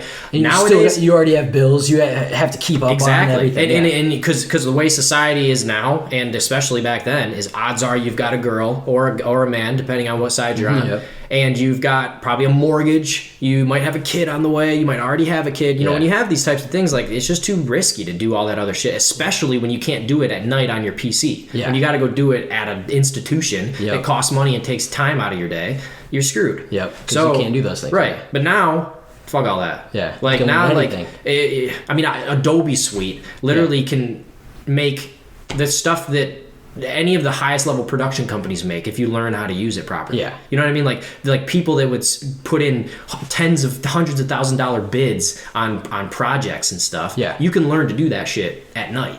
Yeah. You know what I mean? That's You what, could. that's what's Easy, you could. like, yeah. It's not gonna, it's gonna be a lot of hours. And Yeah. you're gonna have to be a very good learner to you're do gonna it be very successfully. focused. Yeah. but it's possible. It's possible. It's very Yeah, possible. 100%. Which is and like, so another thing about like kind of our generation is the fact that since this is available, you are able to kind of have weird ideas, and a lot of people recently, like our age, have had like crazy ideas that pan out, like Logan Paul and like the Paul brothers, and like they're literally YouTubers that started boxing making crazy amount of money. Like if you think about that weirdly, like how really what they did, like oh my god, like how do people do that? Yeah. Like how do people get so famous and then they just make their own boxing match against God knows one of the best boxers ever? Like how did you get that boxing match in the first place? Yeah. Like just the fact that they had, and like I'm not like super big advocates for the Pauls, but like when you think about it, like they set their mind to something and it kind of happens. And like I think our generation has that mindset more often, and it's crazy when like I talk to older people and I get their mindset on like what I'm doing, and they're like, oh, that's not very typical, prototypical, or well, like traditional. And it's like, yeah, but it's what I want to do. And they're like, well, and then there's obviously the other flip side of the coin where people are like, yeah, dude, go all you can, have fun, do what you need to do. But there's always that like, you always kind of see in the back of their head that they're like, okay, well, he'll be back eventually. Exactly. And I hate that. But like, it's a phase. You have to prove them wrong. But still, it's crazy that there has been so much proof of just insane things happening over the years, and people still think insane things won't happen to them if they put the time in. Like, obviously, you got to put the time in, but insane things can happen. Yeah, and then the Paul brothers is a good example only because like they're like to your point, like you even ended that comment with like, I'm not a big fan of the Paul brothers, right? Yeah. Like Logan Paul got in trouble for like videotaping dead dudes like a few years ago. In a forest, and was like blacklisted from the internet. Exactly. And then Jake Paul is seen as like sorry. No, you're good. Jake Paul is seen like as an asshole. Oh yeah, for sure. So like if these two guys like obviously they have a platform to begin with, but the fact that like someone who just like has an idea and can just like make that idea a reality is like it's this like they're just a huge example of this. But this happens every day, like a lot right now. Exactly. Like you don't have to be Logan or Jake Paul to like do well doing like what you want to do. You know, like there's so many funnels to like, because realistically I feel like when people doubt you about that shit, most of the time it's because they care about you. It's because they're like, oh, like it's gonna be kind of hard to make enough money to do, you know, be comfortable, whatever the hell you're talking about. It's because they're ignorant on what you're talking about, and they have their knowledge on how to make it in the world based on the systems that were there when they made it. Yeah. So it's hard for them to comprehend, like, you're gonna do what with social media? You're gonna do what on a podcast? You're gonna do what? You're gonna just like go become a personal fitness trainer? You're gonna work in video games? Like, you fucking loser? Like, what are you talking about? Yeah. That makes sense to say, but the bottom line is like, you don't have to do that well to make enough money to be comfortable. Exactly. And then if you're comfortable and you're motivated about what you're talking about, give it time, and something might happen. It's gonna happen. Yeah. Worst case scenario, you make $50,000 a year just like your mom and pa did, and fucking, you know, like, you know what I mean? It's like a lot of the people that'll tell you this, they'll be like, oh, well, don't do that. It's like, why? So I can bust my back every day like you do for like not enough money? Exactly. So is that what you want me to do? Like, because that's the safe route, right? It's so... What is $40,000 a year? What is $50,000 a year? There's so many places in the country that you can live as a single person for $40,000 a year comfortably as shit. Easily. And if you have a family, I mean, my family was my mom raised us on $50,000 a year. Yeah. Like basically my whole childhood. There's no problem. That was no problem at all.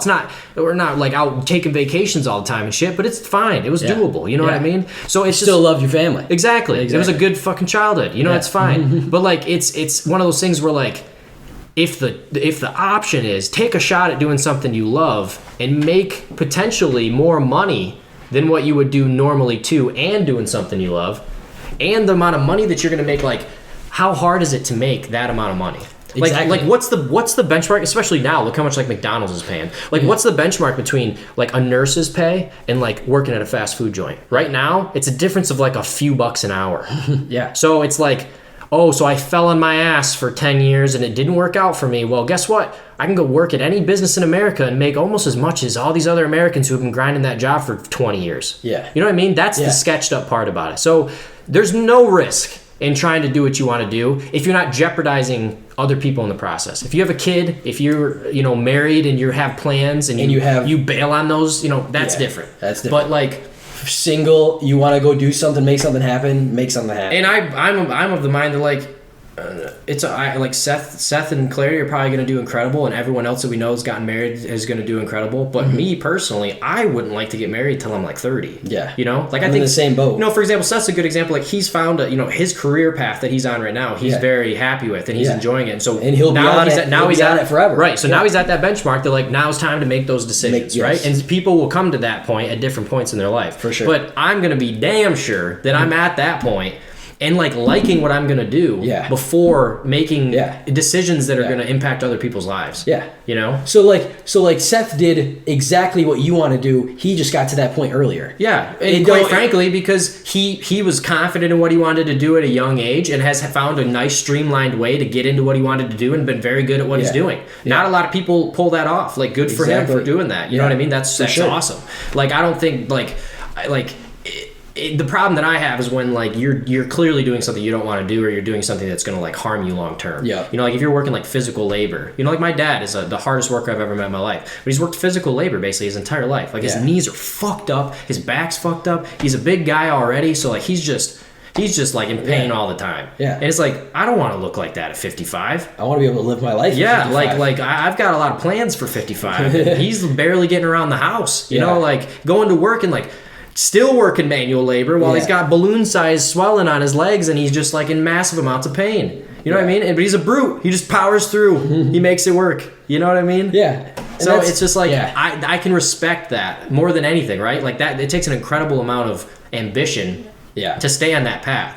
But the bottom line is like, there's also an incredible amount of self-torture that happens, I guarantee it, when you live a life like that. Yeah. That like you feel trapped. You know, you feel like you can't go in it. Like Yeah. I want to feel at any point in time in my life that like, if I want to fucking do something, I can. Yeah, I want to get up and go. And the only way to do that is to do something you like. Because Yeah. if you're gonna commit to anything and it's not something you're enjoying, then like you're eventually gonna be trapped doing that. Yeah. Eventually you're gonna be like, I want to leave, but I need have a all paycheck, these I have all these, you know, obligations that I can't Yeah. step out on. You know. Yeah.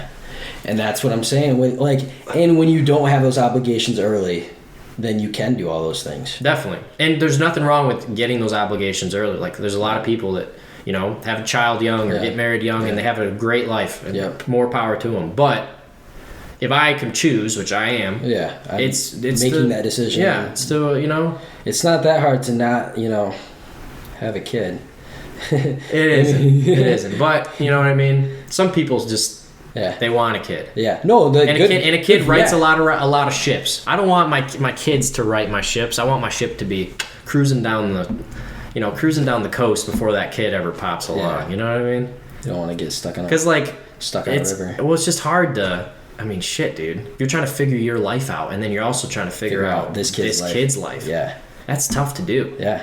Because in that, as a good parent, you're going to put what you need to do. Into your kid, and you're gonna have to make Yeah. sacrifices in your personal, and that's just is what it is. Yeah. You have to do it, but it sucks that that's the situation. Yeah. So if you could choose to wait, Yeah. Then you know, you wait. might be a little older parent, you know, but as long as you're not like 65 and they're trying to play catch, Yeah. then True. you know, you're probably good. True. No, that's for sure. Dang, how did we even get on I that? have no idea. Went on a tangent.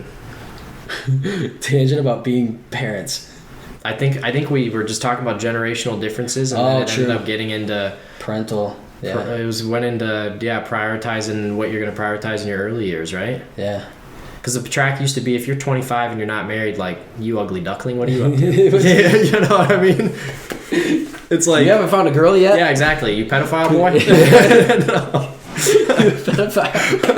Like, you're a weirdo. Yeah, like, you are. You're an outcast. Yeah. If you're not like, Yeah. you know, married or Why like aren't you have a se- girl. and then you got everyone setting you up like, okay. Yeah, or you're a bachelor and you're like a piece of shit. You know what I mean? Like, Yeah. like there's the only other options. Yeah, keep that guy away from your family. Yeah. And then like I don't know. It's a generational thing. Yeah. Like, the thing is it's not that it's hard to make money, but there's way more ways to make money than most people realize. Yeah. So it becomes one of those things where like people are willing to work, multiple gigs right now versus like having that one job that they show up to for 45 hours a week and call it good. Yeah. And you honestly don't usually end up making less money if you iron it out well and you like do it. Like, there's so many people that succeed doing that. Yes. And For sure. those types of job opportunities are just going to be better for you, better for your Better brain for your health. and just better for what you want to do.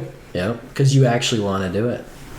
Yeah. You go to it and you're like, oh shit, this is gonna be a fun day at work. I also think I don't know. I've been trying to shed the whole needing to have a boss. Yeah. You know what I mean? It's hard to do. So what have you been doing lately for work?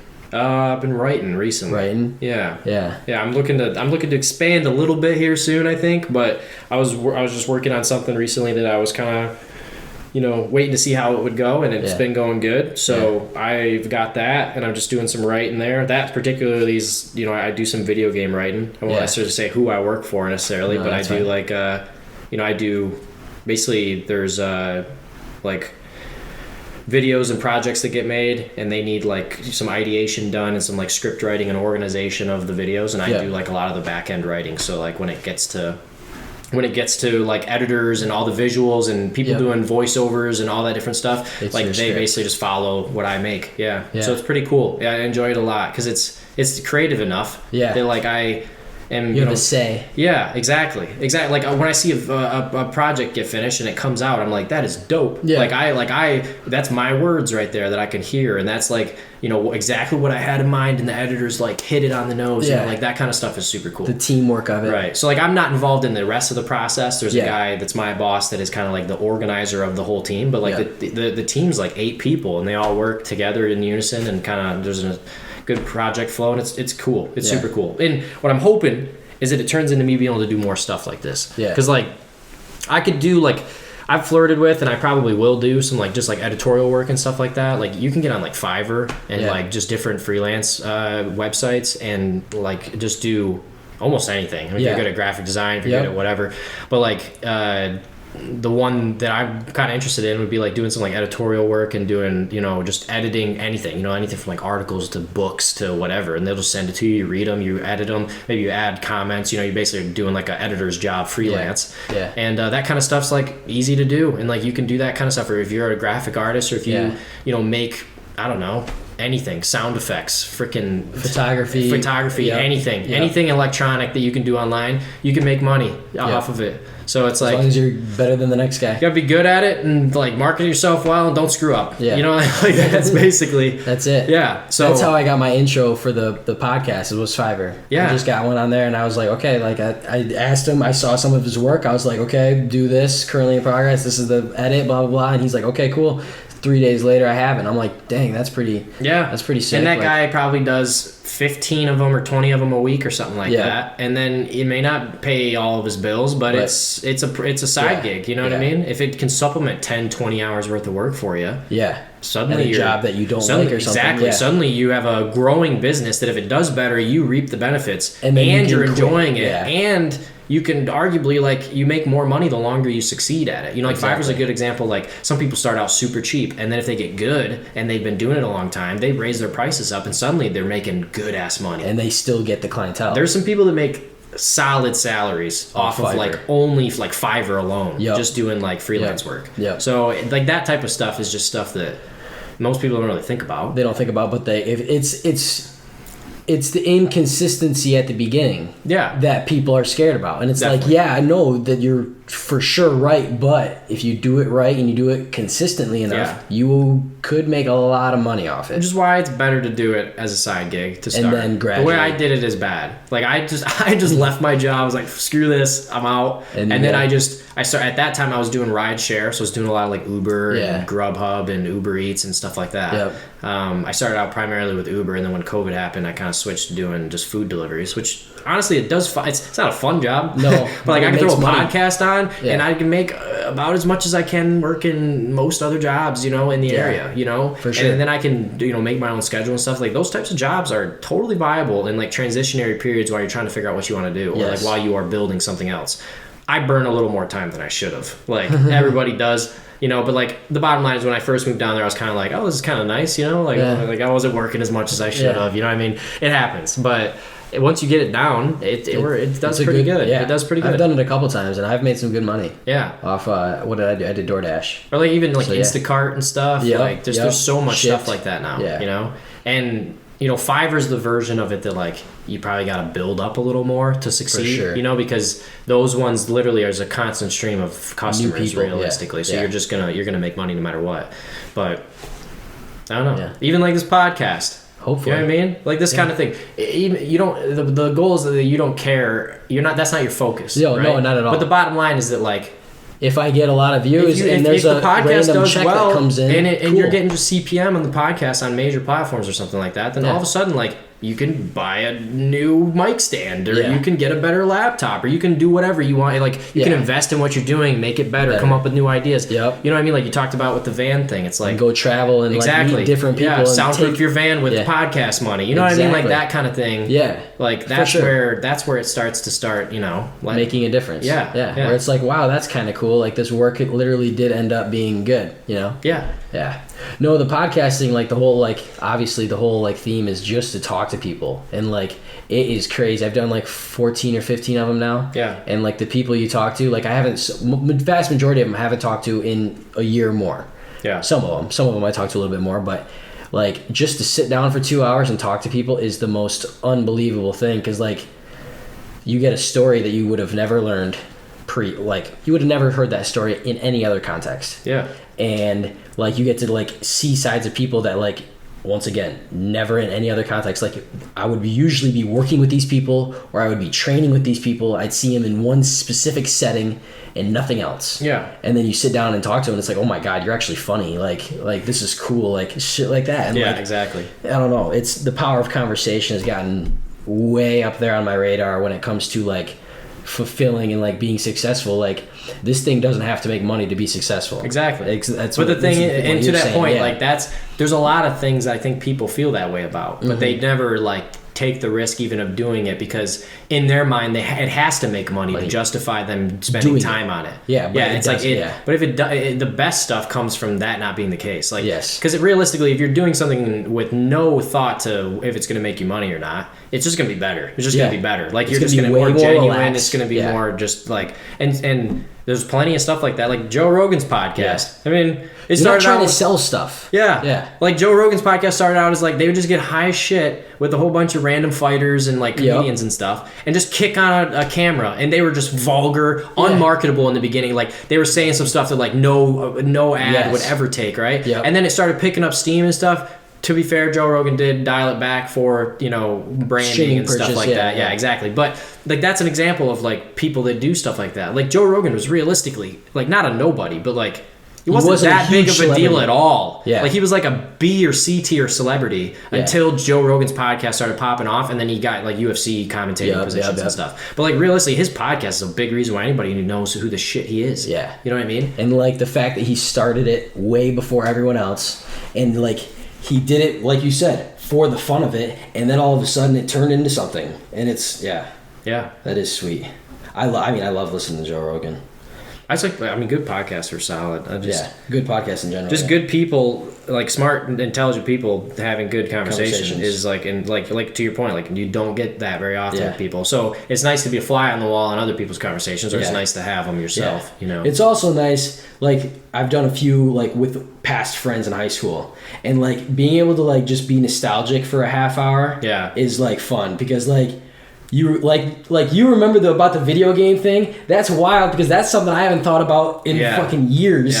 And you just bring that up, and I'm like, bro, like he just like that was word for word exactly probably what I've told him before. Like that's exactly what I used to do. And it's nuts that like you remember that. And like I always like people used to always make fun of me for being able to remember shit from like young age, and I'm like, how do you not remember that? Like, how do you not remember those like the good old times and like this? I don't know. Like, I'm just nostalgic about it. So you got, I don't know. I feel like not gonna lie to you, I have a terrible memory about some of the stuff like that. Some of the, like I really don't think I have a good memory when it comes to like recalling my childhood. Like I do remember a good amount of it, but like there's definitely some gaps in there that I'm like, I'll get the timelines mixed up sometimes when I'm thinking back on it, shit like that. So I think compared to a lot of people, I tend not to remember it super well, probably, but.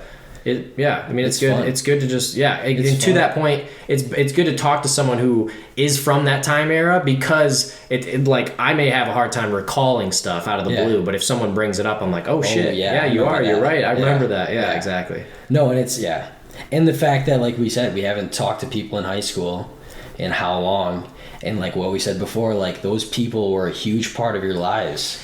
And like anyone that says that like they hate their hometown and stuff like that, I always hate hearing people say that. Yeah. Because it's like you realize the reason you are exactly who you are today is because just by circumstance, by where you lived. Yeah. For those first 18 years. Yeah. Like I get it, you may not have liked it, but you had to have learned something. Yeah. You had to have had some positive outcome, because you are who you are today because of it. Yeah. So don't talk shit about it. Like, I mean, you are it. Yeah. And that's what I just hate. I do think as a minor counterpoint to that, like sometimes you do learn a lot of things by the things you disliked about your hometown. So like I didn't hate Beaverton by any means. Like I have a lot of great memories and I learned a lot. But I would say like when I was in high school in Beaverton, I didn't hate it, but like I was ready to move on. You know, like by the time I was like a sophomore, I was kind of like, okay, like I'm ready to move on. And I think personally, a lot of that had to do with like I checked out of the community aspect of Beaverton. I wasn't playing sports anymore, so I was kind of just showing up to school, spending most of my school day at mid doing CTE and stuff like that. I was barely at the school to begin with, then I kind of wasn't as close to a lot of my friends those last couple of years due to just not being around as much, not playing sports, all that kind of shit. So I was definitely of the mind like, I was ready to fucking get out of Beaverton for like 2 years. And so like there was a little bit of sourness on my way out because I was like, damn it, like get me out. You know, I'm ready to move on. I'm ready to like go to college or go work or whatever. But yeah, if you like disregard it to the point where you think it like doesn't have value or didn't like shape you as a person and all that shit, you're kidding yourself. Like the bottom line is, it had to. all the things you liked and disliked and whatever about it is why like you are think the way you do in a lot of ways, you know. That's just one of my little pet peeves. And quite frankly, I'm glad I grew up in like a smaller town because like I think that you can get a big world view as an adult.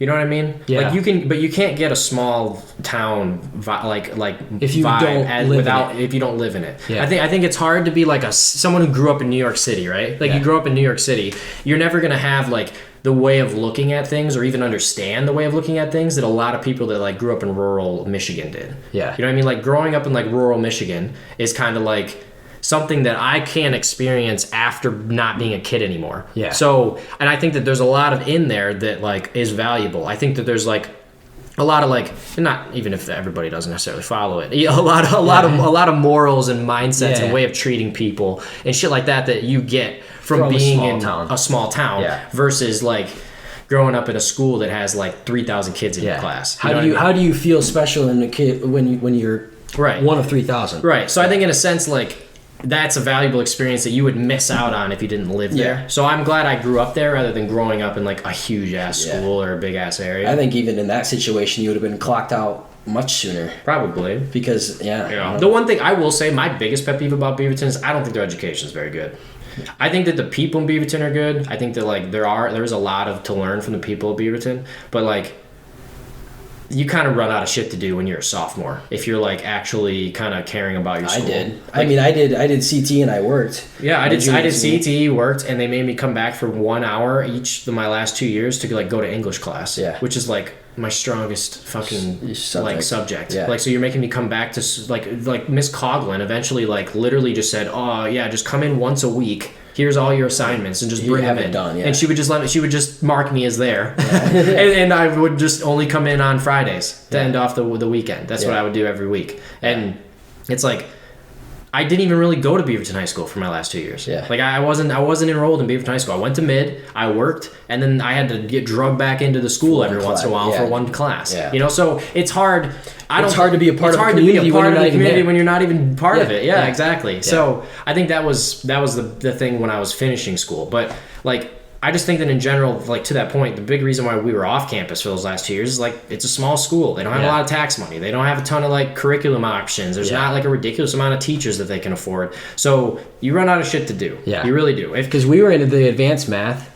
Yeah. So then we didn't have math after sophomore year or an actual math class. No, they quit teaching math basically. Exactly. So I took accounting and I took like business tech. Right. And those classes, and Miss Ewer was great, but like I ripped through those classes. Like, I mean, it's a computer program. You tell me how to work the computer program, and you work it.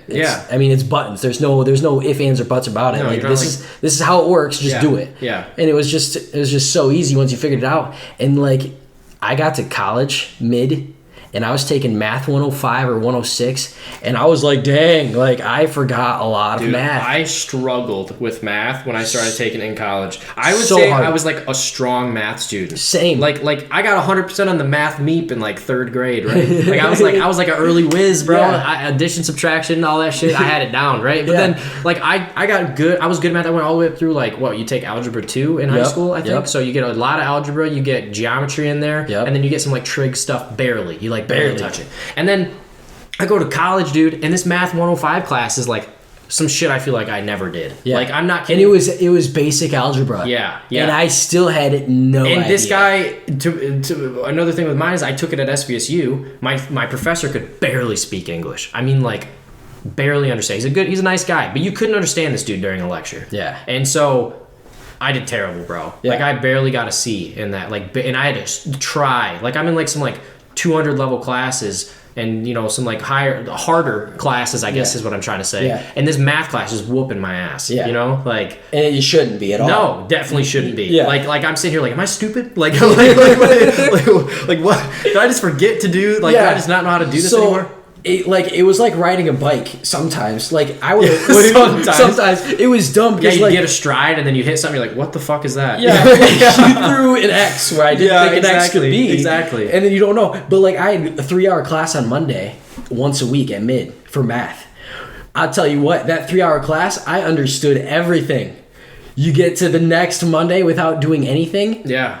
Gone. Oh, for and there's sure. a quiz. There ain't no like that's the part that sucks about math because like you don't get good at math unless you keep doing math. Yeah, because you're just memorizing formulas. Yeah. That's really all that you're doing. Which, by the way, bullshit. Like I can hop on Google and just solve any of these formulas you need solved. So, and name one time. Am I gonna have to be in a hostile situation where they're like, you can't access the internet? Solve this algebra equation. Like, isn't it crazy that when we were kids, it was like you're not gonna always have a calculator. it's like, am I not? Like, I already do. Trust me, this shit sucks. I will always have a calculator. Yeah. Like, it's literally like name one time in the real world that you don't have a calculator.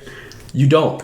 Yeah, You have Your one on your watch. PC, your watch. Yeah. like no, it's ridiculous. Yes. That was the dumbest pitch I'd ever heard in my life, and it's crazy. Is it even other shit like that? Like we learned cursive for like 2 years. When was the last time you wrote cursive, bro? My signature. And it's not even cursive. It's Yeah. just some cool looking shit that we've all agreed on. You know what I mean? Like, It's some cool Yeah, shit we all exactly. agreed on. I like the way you put that. which that's basically what cursive was. Yeah. I mean, they spent a lot of time in my curriculum teaching me how to do a useless skill. Yeah, and like the Z, can you even do a cursive Z?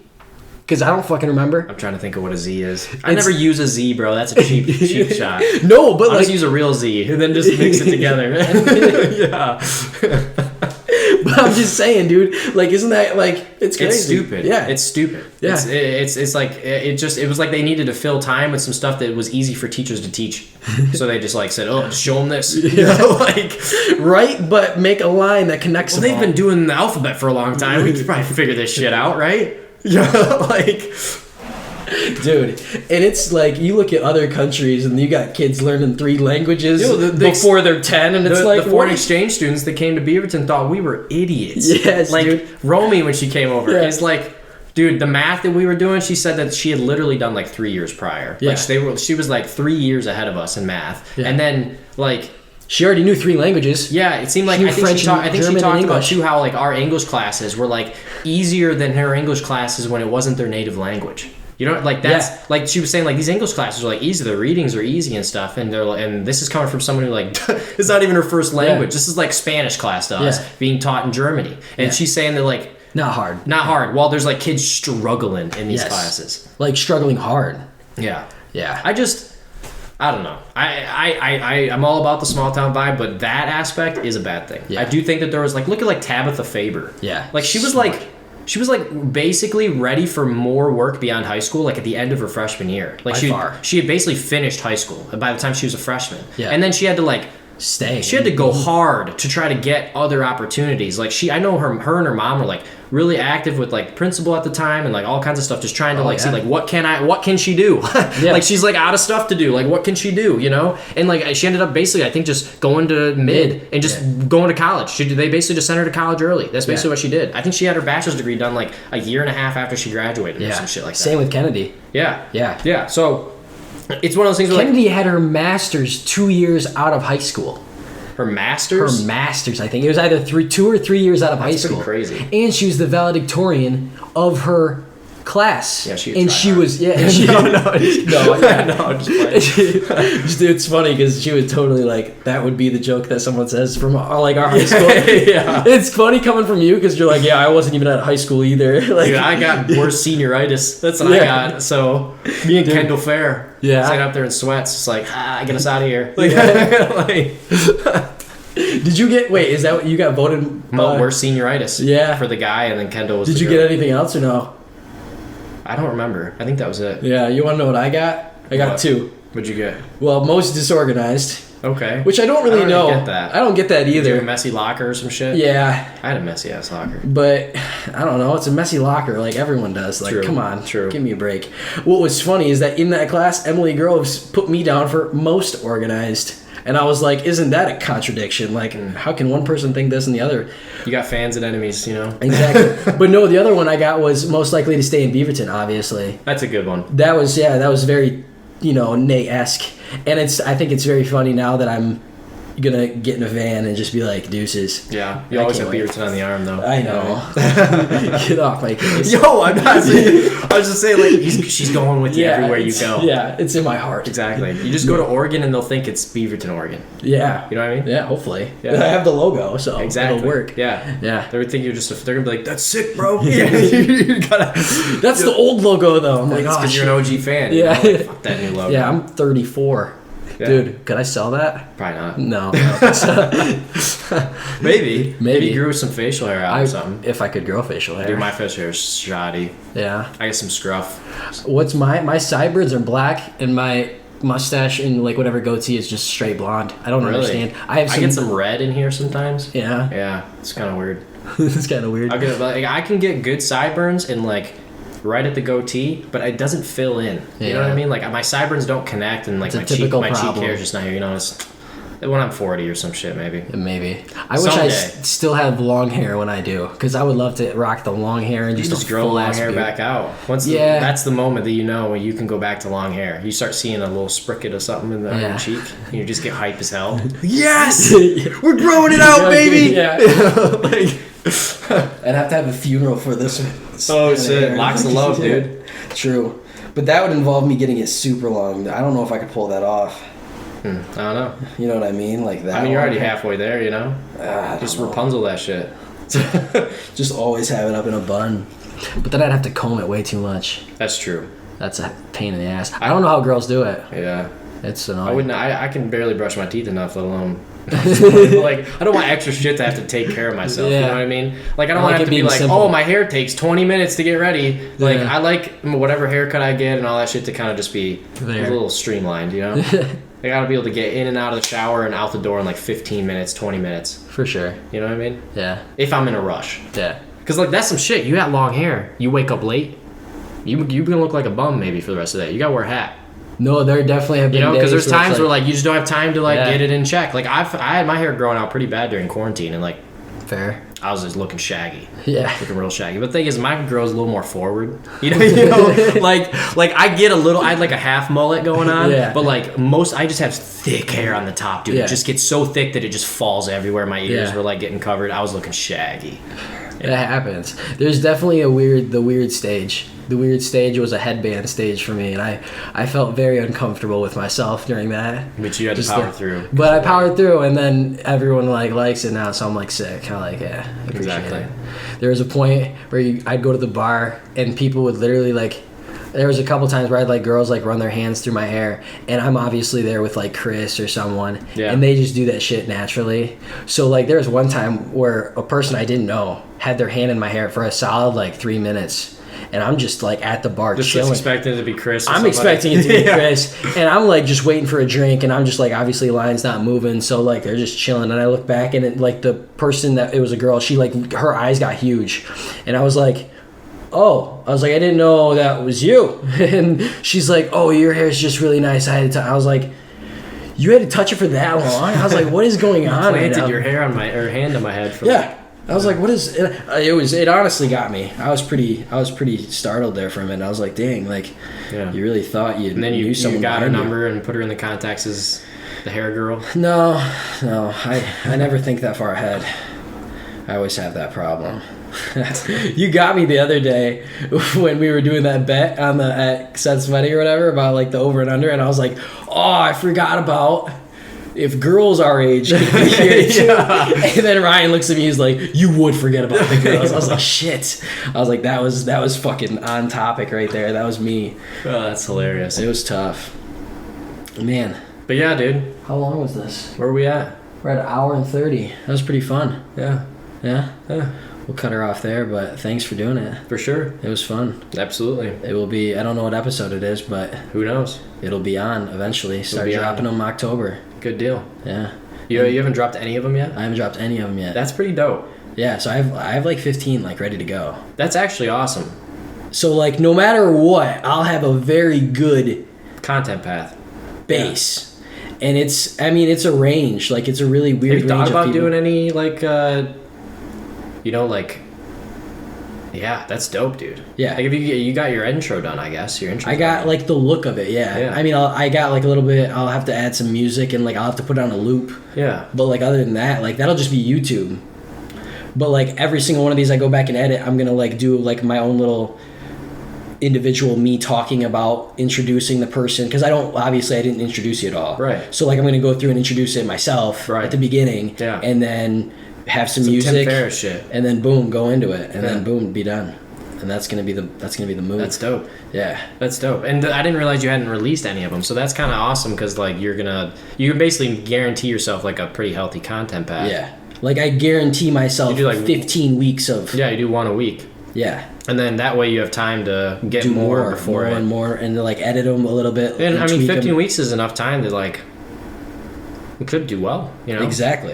It That's could. what I'm saying. Once and like I was gonna like getting that on Anchor, and then if once it got onto Spotify and stuff, then that's when it could like, if I'm on my trip during that point, and I have it like on my van, people are gonna be like, "Oh, currently in progress podcast." Like Yeah. look it up on Spotify, and then all of a sudden I'm there. Yeah. Like, you never know. Like, what if people actually take a second and listen? But It could be dope. It could I be. mean, even if it's not dope, you got it all archived electronically. Yeah. Online. Well, it's going to be dope, but I mean, Yeah. like, and it's then all everyone archived. gets to see it, and then And like it's just there. it's there. Yeah. So then my kid wants to see it one day. Cool. Yeah. You want to listen to your dad talk for a couple hours? And quite about- frankly, this may not be the final evolution of like what you want to do with Oh, no. audio. This might just be your pilot. This might just be Basic. your like, Yeah. okay, I'm gonna try this. see and how it then goes. You make some tweaks and Bang, go, yeah, blows up. I think a little editing would do you some good. Yeah. Yeah, grab like the best clip out of each podcast. Yeah. Put it at the front. Like literally just play it. Just, like maybe some intro music. Play the best clip. Make it under like 30 seconds, and then you do your intro on the person, and then you go into the podcast. Okay, that's what I'm doing. I think that could be cool. Yeah, because then not only would I have that clip at the beginning of each video, but I would also be able to separate that clip and then just put that clip on YouTube, on something, Yeah. on blah blah blah. Well, in general, if there's Yeah. anything worth splicing up that's YouTube worthy or whatever, Yeah. that's a good thing to do for Yeah. sure. Even if it's just a basic YouTube, just to have the sections archived, you Yeah. know, or like I don't know if there's. I mean, the alternative route is that you can always chop them up and grab the good shit, Yeah. and that's what you use. But that's way less organic. Yeah, it's it's not. no. That's I honestly I started editing one of my podcasts, and I got into like cutting even out like the dead space, but Yeah. like the little bit of dead space there was like no one's gonna notice that. Like this Right. pause right here, Yeah. I would cut that. I mean, out. there's and it's like maybe- it don't matter. Yeah, I mean, it feels like it should probably just be like, okay, is there any like 30-second to 5-minute sections that are just kind of useless? Yeah. You know what I mean? Was there any sections where like We don't- we we weren't don't- having good chemistry, or it just Yeah. took a little while to ramp up conversation, or someone said some dumb shit that Yeah. doesn't really sound that great? You just chop that shit chop up. that up. Yeah, and just make it sound as organic. Like just go into another topic right off the gate, and then have it be like that. Yeah. So there's no like, or Yeah, like you don't want it weird- to be over chopped Yeah, because it can definitely exactly. sound like you're skeletoning an audio. and together. then you don't. Yeah, and then it doesn't Right. seem genuine, and then Yeah. blah blah blah. So And the thing too is like,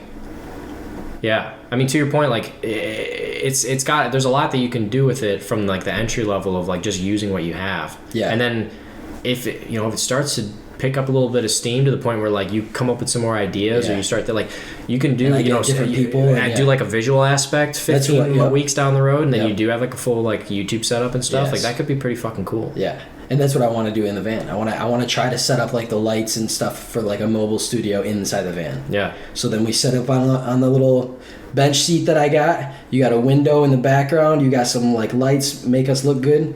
3 cameras. Boom, go. Yeah. Podcast. Then you'd have to cut each camera for when everyone's talking. Yeah. And That then would just- just be editing after the fact, Right. but yeah. Right. So then when I talk, my camera would be on me, and then when we talk or whenever both of us we want to see that or whatever. Yeah, I think it'd be pretty easy to do. Yeah. And quite frankly, like, Controlled. if it's just something worth thinking about. Yeah. But if you do get to the point where it's picking up any sort of steam, there's like Anchor has a bunch of really cool just like easy, simple stuff that they can do with your stuff without having to get hardcore into editing it. Yeah. Like they have like a bunch of like, I don't know, like copyright free music, and then there's like different intros and stuff like that. Or they even like for example, the just as something like to keep in mind down the road, like the Anchor ones that we did for Wavelength had actual, like, you could literally just like, they would give you ad spaces automatically. So they'll just say like, do you want to do an ad in any sense of the word? You can do a mid-roll, you can do a beginning roll, you can do one at the end of the video. And like, you actually, like, I made like $5 off the Wavelength podcast. Like, nobody watched it, but like, we made like $5 just because of that blanket ad that got put in there for like 15 seconds at like the end of each episode or whatever. So like, if there's like, you do it really lightly like that, then it can be something that like you say, okay, any small amount of money that comes from this, I'm gonna put it right back into the podcast, right back into the podcast. You know, whether it's soundproofing for the van or it's whatever the fuck, else, you know, like that kind of stuff. You don't want it to be anything obviously that like makes it feel any less natural or like impedes on the process that you're doing. But even something just simple and stupid at the end, just like, makes having 2 mics instead of 1, or having exactly. Because like, I mean, you're already pretty invested yourself, probably out of pocket, right? Already, and then anything you're doing with the van to allow this to be possible, it's not cheap to get this shit rolling, you know what I mean? So, and just to be able to make it nice and be able to sustain it. That's the only part that I need to be able to do, is sustain what I'm doing. Well, and if you get 5 episodes out and 5 of them do really well, you can go to a brand and be like, hey, like, can't give me much, but like, I got 100 people listening to this and these are the vibes. Like, think of a brand, like some of these podcasts have brands that are really involved, and they'll only be involved with like certain types of podcasts and stuff. But like, the nice thing about Anchor is you don't have to do that. They'll just give you an ad. But like, you can do that kind of stuff too. Like a lot of people with really small like YouTube channels and streams and stuff will get like really simple branding. Maybe they run like a 20-second little like, hey, partnered up with so and so for this video. Try them out. Blah blah blah. That's it. Just fast. Like bam, and it's out the door, and they'll make some easy worthwhile cash. Money, you know, doing it to the point where you don't want it to jeopardize like the flow of what you're doing. But if it's like a little bit of money to make your content better, it's kind of like, and it's something that's relatable, at least, that you actually do. Enjoy. You don't want to do like some whack shit, you know, like a lot of gamers do like NordVPN and like different stuff like that, right? That like kind of fits the genre. So and they want to take that recommendation from that person. Right, and I also think a lot of people are pretty okay with being marketed to if it's not egregious. Like most people that see a content creator that they're liking their videos or whatever, and they hit them with a 30-second ad, it's like, get your money, baby. You know what I mean? Like, that's they know you got to do it. Yeah, exactly. Everyone knows that. And no one wants to hear the ad, but they're like, you know, make it quick and don't be a schmuck and let's move on. We're cool with this. You know what I mean? And it's also like, I know a lot of people that do no ads off the rip. If they do no ads until they're massive, like this wouldn't be like, say you popped the fuck off. You did no ads and you popped off. When you go to ads, then everybody's like, what the fuck? You know, big reason why I liked you is because you didn't. It's like, you know, like shit like that, where like people, but I mean, that's like, if you're popping off already, that's a different, that's a different conversation to be having. But still, that would be dope. That would be very dope to pop off. But actually, even if you don't, even if the thing that I find about it, like, I don't know, I like making shit that like, it's dope to, like, if I make like this work that I'm doing right now, if there's like a lot of it's YouTube related, if I go to a YouTube video that I like wrote the background for this video basically, and there's like nothing but positive comments and there's people liking it and shit, it's like, fuck yeah. It's like, these guys like this shit. Or I'll see someone like make a comment about like a joke that was made or like some other shit. I was like, fuck yeah, that shit was good, right? Like, you know what I mean? Like that kind of stuff feels good. So like, it doesn't have to happen, but like, even if it's like 1 or 2 people that give you that little bit of positive reinsurance, it's nice. I actually showed a couple people a couple different podcasts. Like, I would, you know, like, this person likes this kind of thing, so I'll send him this specific podcast about this. And I had one coworker, she's into like political science, and I showed her Scott Govitz's. Because he was the mayor and he did Price is Right, and she listened to it right when she was done. She texted me, she's like, that was amazing, like, that guy's freaking cool. And he's like, you kept the conversation alive, and like, it was just fun. I was like, sick. And then I went and I showed Cameron Austin, Yanni's little brother. I see him at the bar all the time. And I showed him Brandon Calhoun's. And he literally came back. I forgot I emailed it to him. Completely forgot. He comes up to me. He's like, dude, I listened to your podcast with Brandon Calhoun. And then right when he said that, I was like, how did you get it? I was like, how did you even get that? And apparently I sent it to him. But he's like, dude, it was amazing. Like, that guy's freaking hilarious, blah, blah. And I'm sitting here, I'm like, honestly, I didn't even know I sent it to you, but the fact that you're telling me like stuff that happened in the podcast, I believe you now, and that's awesome. Like, you're literally going on your way to tell me that podcast was cool. Like, sick. Like, you're listening to me talk in your free time. Sweet. Fuck like, like that's so cool. Definitely. And like, you know, down the road, like, I think what's cool about what you're doing specifically is that it's like, it's just kind of like natural. You know what I mean? You're not like saying like, oh, well, I want to talk about these 5 things, you know, and then like you're like going through a list or something like that. No. You know, like it's nice that the flow of conversation just kind of rolls. Like we probably got preoccupied on some bullshit that not a lot of people care about, but like, who cares? It was, you know what I mean? Like, and that's so. It's weird how I developed the idea of the concept of the podcast. So like about 4 or 5 in, I realized me and Keegan were here, like in the same spot you are, in the kitchen in our room, and we got done. I like walked the person out. They left. I literally came up the stairs and I literally did like a jump fist pump, and I completely forgot Keegan was even in the room. Yeah. And I just did that like excited shit. I was like, "That was fucking awesome!" Okay. And I literally just got done podcasting with someone for like 2 hours, and like the conversation was awesome. I'm sitting here pumped, and Keegan just looks at me. He's like, "Really? Like that's how how excited you are about these?" I'm like, "Bro, did you not listen to any of that conversation we had?" He's like, "No, I was downstairs." I was like, "Bro, you listen to that when I drop it and you will understand why I was just so excited." Like it literally meant nothing other than the fact that I got to talk to that dude for 2 hours. I was like, dude, like that was so awesome. Right. And like, then what's cool too is that like these podcasts kind of